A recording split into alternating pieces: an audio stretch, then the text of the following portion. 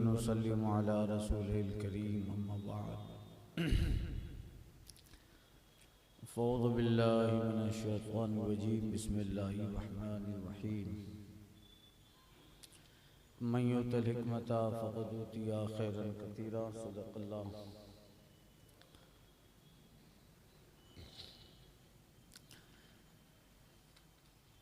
अहकाम मस्जिद का जिक्र जारी है और उसके ताल्लुक़ से हदीसें फ़िक़ही मसाइल का जिक्र किया कि मस्जिद के अहकाम किस हैसियत से दाखिल होना रहना मस्जिद में। आगे से मसला अर्ज़ करता हूँ। कल मसला अर्ज़ किया था, कल के दर्स का आखिरी मसला, मस्जिद में सवाल करना हराम है और साइल को देना भी मना।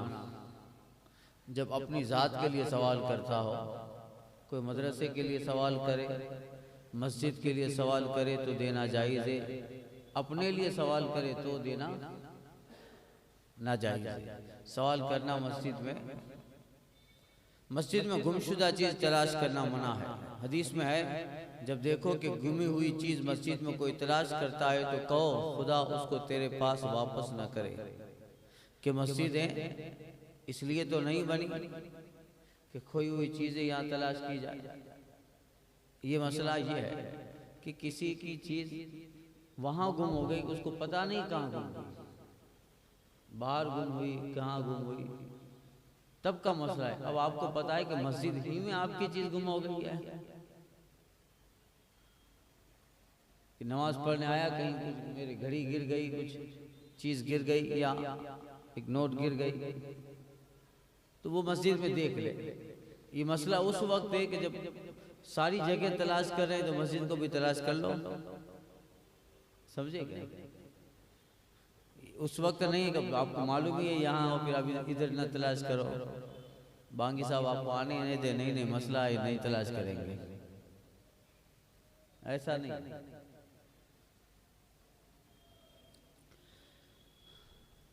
मसला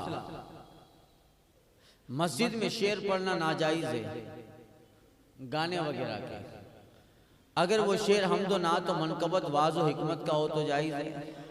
मस्जिद में खाना पीना सोना मोतकिब परदेसी के सिवा, गरीबुल वतन है कोई, मोतकिब और परदेसी के सिवा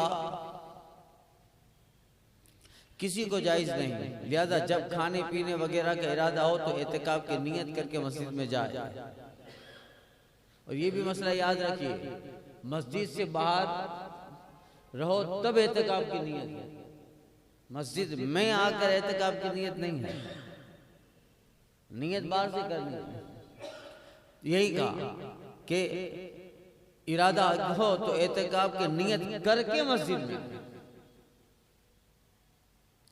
कुछ जिक्र अज़कार नमाज के बाद खा पी सकता है। और बाज़ों ने सिर्फ मोतकिब का एतबार किया, इस्तिस्ना किया है, और यही राज है। मोतकिब भी खा पी सकता है, बाकी कोई नहीं, यही राज है। गरीबुल वतन भी नियत एहतिकाफ करे, परदेसी पर प्रांतीय वो भी एहतिकाफ की नियत करे, उसके बगैर खिलाफ।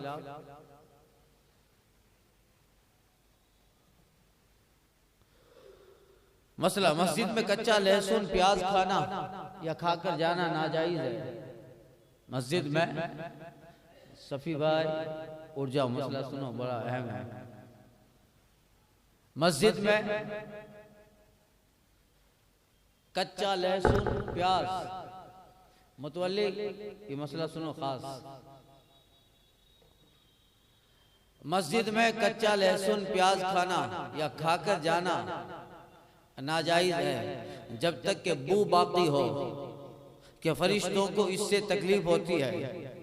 आका करीम सल्लल्लाहु अलैहि वसल्लम ने इरशाद फरमाया, जो इस बदबूदार दरख्त से खाए वो हमारी मस्जिद के करीब ना आए, हमारी मस्जिद के करीब न आए कि मलाइका को उस चीज से ईजा होती है जिससे आदमी को ईजा होती है। हम जिससे नफरत करते हैं, हमें जिसकी बदबू अच्छी नहीं लगती, फरिश्तों को भी अच्छी नहीं लगती।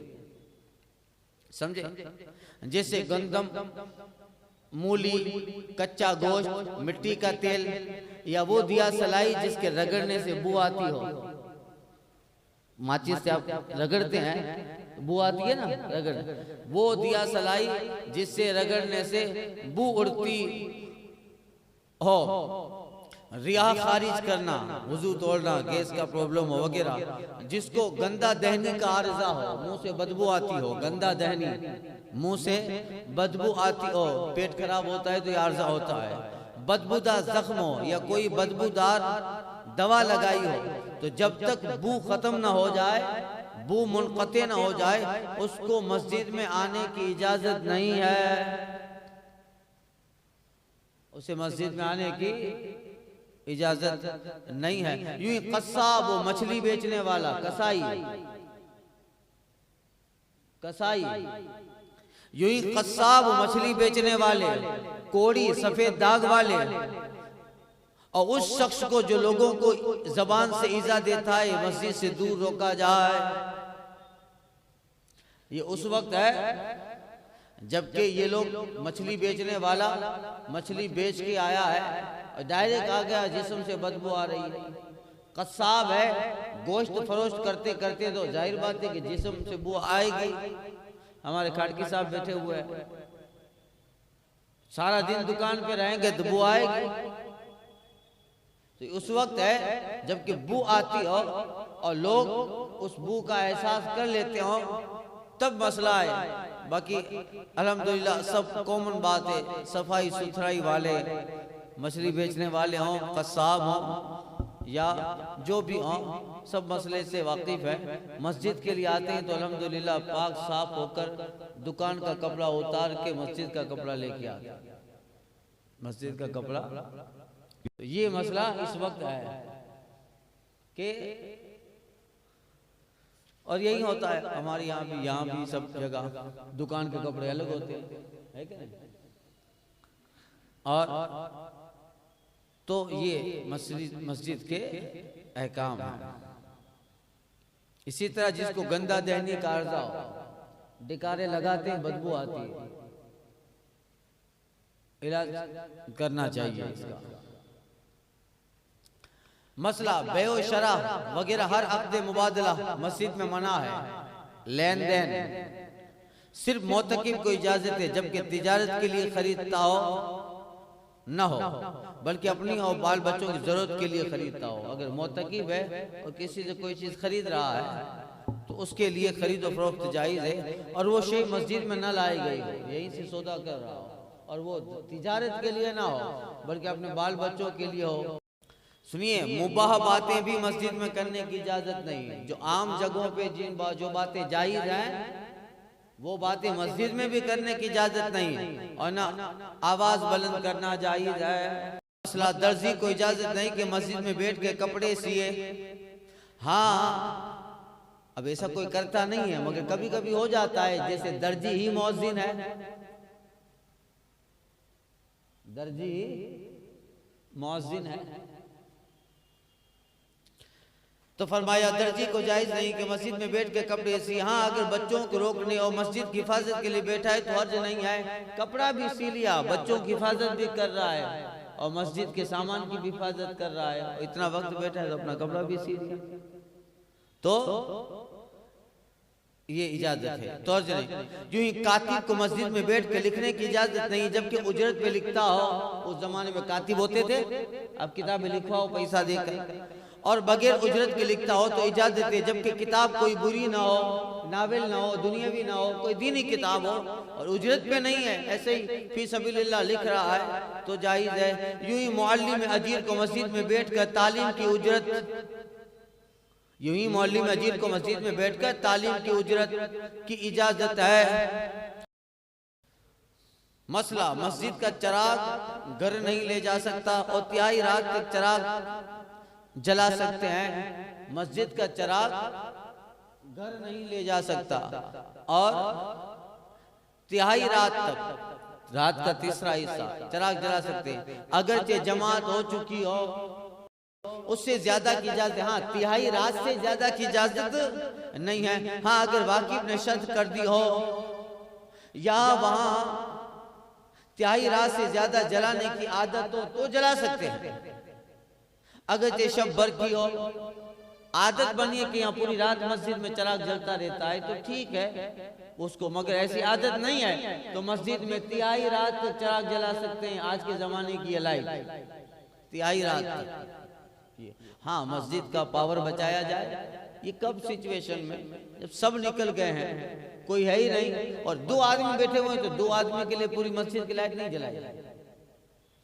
मस्जिद के सब काम दो आदमी के लिए नहीं जलाए जाएंगे, सब निकल गए हैं तो फिर वो अपने कहीं ले ले अपनी जगह ले ले, वो मसला अलग है।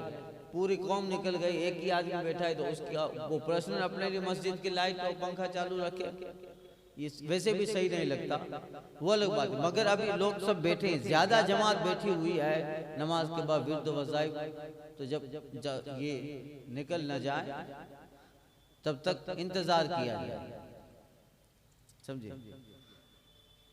या अगर जिम्मेदार को, मौज़िन को, खादिम को कहीं जाना हो तो वो ये कह के जाएगा भाई मैं जा रहा हूं, तुम निकलो तो ये लाइट बंद कर देना, वो लाइट बंद कर देना, ये तरीका बेहतर है।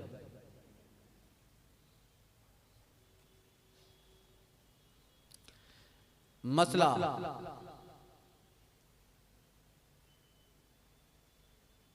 मस्जिद के चिराग से कुतुब भी नहीं, किताब पढ़ना, दर्स और तदरीस तिहाई रात तक तो मुतलकन कर सकते हैं। किताब पढ़ना, जब किताब पढ़ सकते हैं तिहाई रात तक मस्जिद के चिराग से, तो कुरान शरीफ तो पढ़ ही सकते हैं।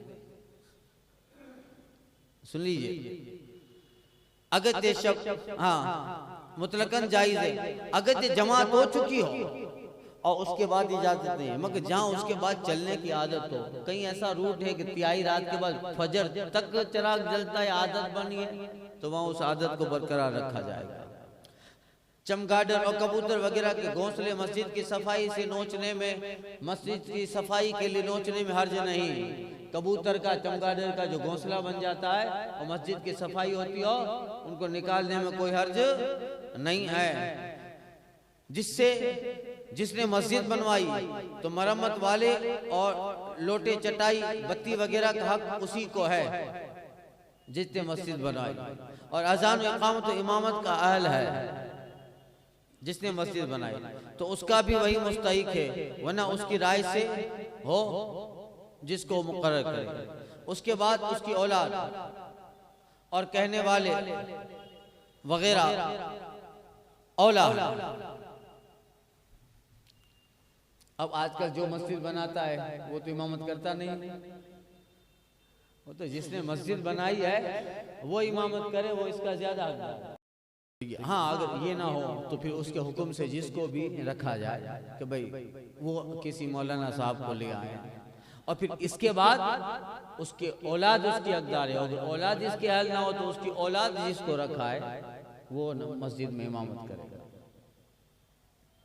बानी मस्जिद ने एक को इमाम मौज़िन किया, मस्जिद जिसने बनाई एक को इमाम मौज़िन किया, और अहले मोहल्ला ने दूसरे को, मोहल्ले वाले ने किसी और को इमाम मुकर्रर किया। मस्जिद एक है मगर मस्जिद बनाने वाला के इमाम अलग है, मोहल्ले वालों का इमाम अलग है। अगर बानी मस्जिद ने एक को इमाम मौज़िन किया, इमाम मौज़िन किया, इमाम मौज़िन दोनों मुकर्रर किए, और अहले मोहल्ला ने दूसरे को, तो अगर वो अफजल है जिससे अहले मोहल्ला ने पसंद किया है तो वही बेहतर है, और अगर बराबर हो तो जिसे बानी ने पसंद किया है वही होगा। जिससे उसने मस्जिद बनाई है उसका ख्याल रखा जाएगा, उसका ख्याल रखा जाएगा। मसला सब मस्जिदों से अफजल मस्जिद हराम है, सुभान अल्लाह, सब मस्जिदों से अफजल मस्जिद हराम है, फिर मस्जिद नबवी, फिर मस्जिद अल कुद्स बैतुल मुक़द्दस, मस्जिद अक़सा, फिर मस्जिद अल कुद्स, फिर मस्जिद कुबा, फिर जामे मस्जिद, दुनिया की कोई भी फिर जामे मस्जिद, फिर मस्जिद मोहल्ला, फिर मस्जिद शारे। ये तरतीब है।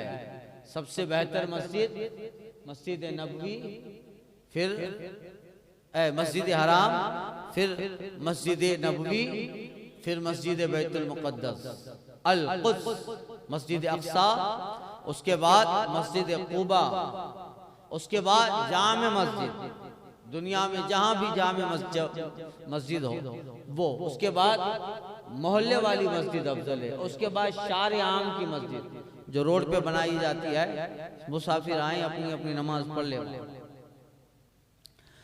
मस्जिद मोहल्ला में नमाज पढ़ना अगरचे जमात कलील हो, मस्जिद जामे से अफजल है।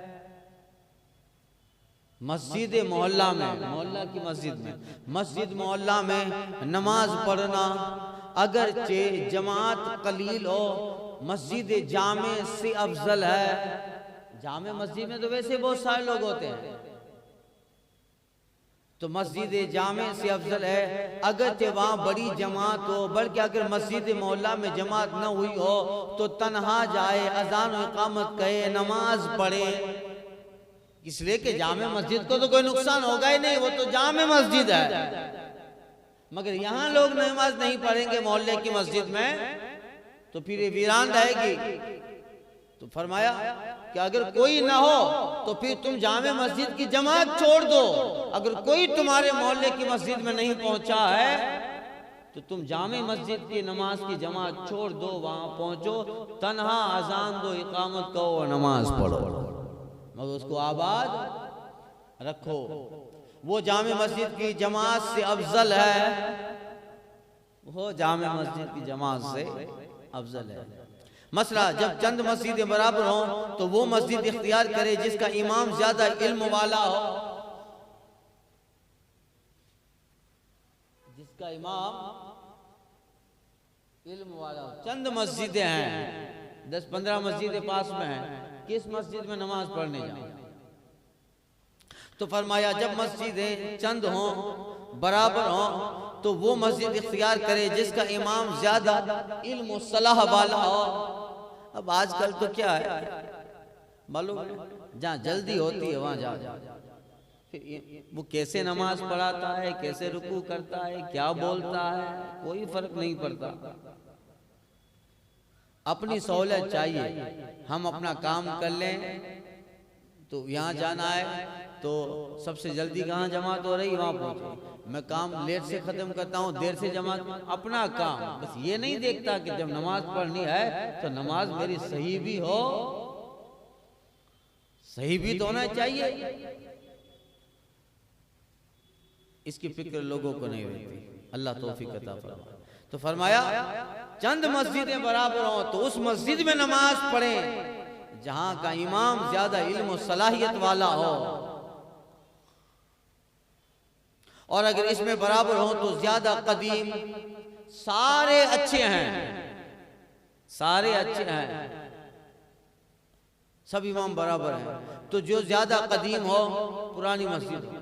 और बाज़ों ने कहा जो ज्यादा करीब हो, और ज्यादा राजी यही मालूम होता है, जो करीब हो उसमें पढ़ ले। मसला मस्जिद मोहल्ला में 2-3 मसले बाकी है तो ये पूरा बयान खत्म हो जाएगा। मस्जिद मोहल्ला में जमात ना मिली तो दूसरी मस्जिद में जमात पढ़ना अफजल है, और जो दूसरी मस्जिद में जमात ना मिले तो मोहल्लाई की मस्जिद में औला है। अगर मस्जिद मोहल्ला में तकबीर उला या 1-2 रकात फोत हो गई और दूसरी जगह मिल जाए तो उसके लिए दूसरी मस्जिद में ना जाए, दूसरी मस्जिद में ना जाए, यहीं पढ़ ले। अगर अजान कही और जमात में से कोई नहीं तो मुअज्जिन तन्हा नमाज पढ़ ले, दूसरी मस्जिद में जाने की इजाजत नहीं। इसको वीरान न करे, फिर दूसरी मस्जिद में चले जाओगे तो यहाँ की नमाज तो रह जाएगी। जैसे जोहर की नमाज है, जोहर में इस मस्जिद में कोई आया ही नहीं, मोहल्ला की मस्जिद है, कोई आया ही नहीं, तो तुम भी चले जाओ, तो फिर यहाँ जोहर की नमाज कौन पढ़ेगा? तो जोहर की नमाज यहाँ की डिले होगी, नहीं होगी। तो कहा नहीं, वो लोगों को पढ़ने दो, तुम तन्हा अजान और इकामत करके यहाँ नमाज पढ़ो, मगर पढ़ो तो तुम्हारा तन्हा नमाज पढ़ना दूसरी जगह जमात से तुम्हारे लिए यहाँ अफजल है। तो तो ये मसला जवाब जो अदब मस्जिद का है वहीं अदब मस्जिद की छत का है, जो अदब मस्जिद का है वही मस्जिद की छत का है। मसला मस्जिद मोहल्ला में अगर इमाम माज अल्लाह जानी हो, अल्लाह ना करे, मस्जिद मोहल्ला में अगर इमाम माज अल्लाह जानी हो या सूदखोर हो या इसमें कोई ऐसी खराबी हो जिसकी वजह से उसके पीछे नमाज मना हो, तो मस्जिद छोड़ के दूसरी मस्जिद को जाना जरूरी है। दूसरी मस्जिद को जाना जरूरी है। अगर उससे हो सकता है तो माजूल कर दे, हो सकता हो तो उस इमाम को माजूल कर दिया जाए, सबकी नमाज जा रही है। मसला अजान के बाद मस्जिद से निकलने की इजाजत नहीं, अजान के बाद उसी मस्जिद की अजान के बाद मस्जिद से निकलने की इजाजत नहीं। हदीस में फरमाया गया कि अजान के बाद मस्जिद से नहीं निकलता, अजान के बाद मस्जिद से नहीं निकलता मगर मुनाफिक, लेकिन वो शख्स कि किसी काम के लिए गया और वापसी का इरादा रखता है, यानी कब्ल जमात, यूं ही जो शख्स दूसरी मस्जिद का मुंतजिम हो उसे चला जाना चाहिए। वो किसी काम के लिए आया है, वो किसी काम के लिए आया है। और दूसरी मस्जिद का ट्रस्ट की कुछ मस्जिद हैं तो ट्रस्ट का जिम्मेदार आता है, अगर नमाजी हो और यहाँ अजान हो गई तो वो बाहर जा सकता है, क्योंकि वो किसी और जिम्मेदारी से आया है, काम खत्म करके चला जाए। अगर अजान हो गई, ये तो उस वक्त की बात है कि मस्जिद में आया, अजान हो गई तो निकल गया, ताकि नमाज ना पढ़नी पड़े। जैसे मुनाफिकीन का हाल था, मुनाफिकीन आते थे मदीने शरीफ, तफसीर में बयान गुजरा था, और सबको दिखाते थे कि हम लोग आ गए हैं। जब सब देख लेते थे कि ये आ गया है नमाज में, फिर अजान होती तो चुपके से निकल जाती। तो ये है, अगर इस वक्त की नमाज पढ़ चुका है तो अजान के बाद मस्जिद से जा सकता है।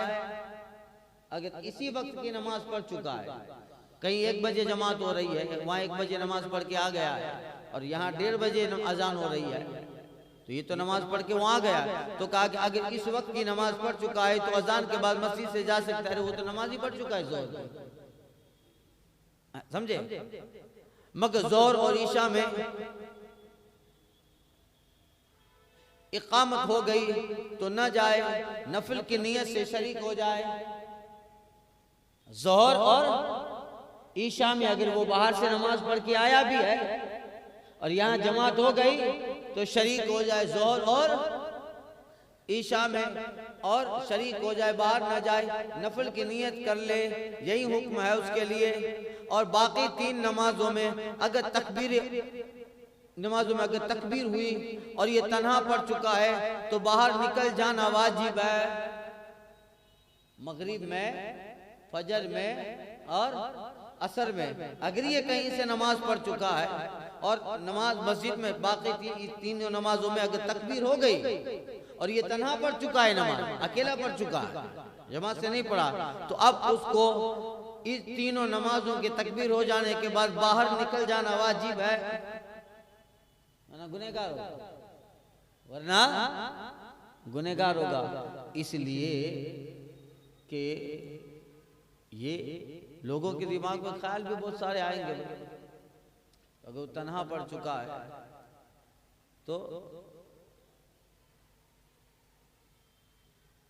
बाहर निकल जाना वाजिब है। अब ये बयान खत्म हुआ। ख़त्म हादल जुज़ु बिहम्दिल्लाह है सुब्हानहु व तआला व सल्लल्लाहु तआला अलैहि हबीबी व आलिहि व सहाबी व इब्नी व हिज़्बी अजमईन अल्हम्दुलिल्लाहि रब्बिल आलमीन। तीसरा हिस्सा अल्हम्दुलिल्लाह यहाँ ख़त्म हुआ बाहरी शरीयत का, और अब बाहरी शरीयत का चौथा हिस्सा जिसमें कज़ा नमाज, कफन, दफन, मैयत, इन सब का जिक्र जारी होगा। अल फातिहा।